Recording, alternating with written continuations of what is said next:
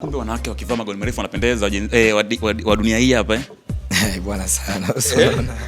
Unaona? Madam Joe mara moja, Madam Joe. Bana damn. Noma?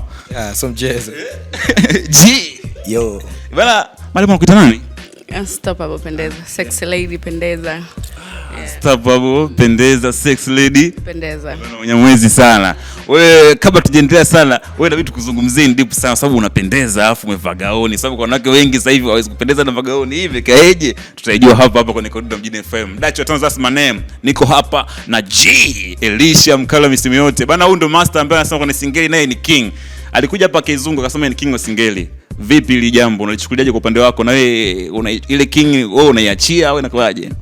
Elisha ni bro kwenye singeli. Elisha pia ni alama. Unajua sasa nikisema na mimi nianze kwenye mambo ya king, nilishapitaga kipindi ambacho naanza kujitafuta kwa Elisha Mr Designer.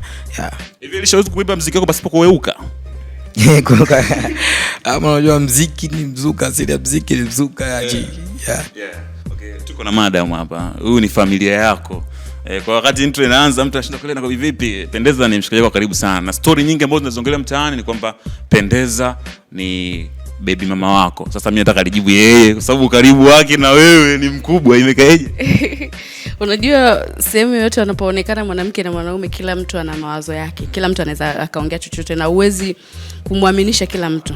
Sometimes unaacha mtu aamini anachokiamini, lakini ukweli nafikiri tunajua mimi na yeye, au naweza nikakwambia. Kwa hiyo una mawili, uamini au usituamini. Mimi na Elisha tunafanya kazi.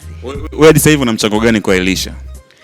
Labda yeye anaweza akasema. Unajua siwezi kujisifia, labda unaweza kumuuliza Elisha, ukimuuliza unampendeza na mchango gani kwako, ndo anaweza kukujibu. Na mimi ukiniuliza Elisha na mchango gani kwangu, ndo naweza kukujibu. Yes. Mzangu Elisha imekaeje? Swali.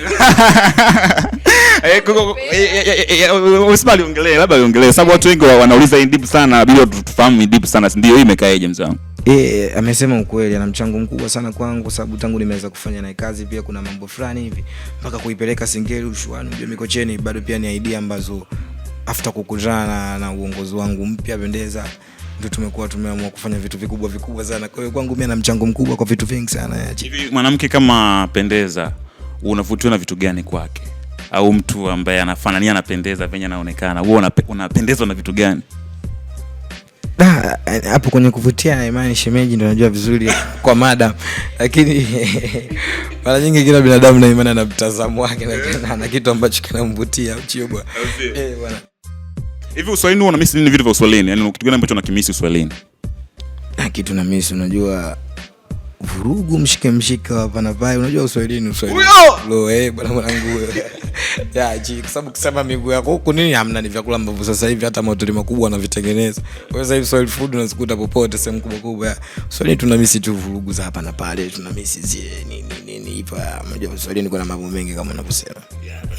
Bana, unyamwezi uko hivyo. Unstoppable Pendeza alikupo hapa, pia mkali kabisa Elisha. Huyo G alikupo hapa. Pia watu siku ya Idipili tunaachia EP yetu ya single Icon, si ndio msanii? G.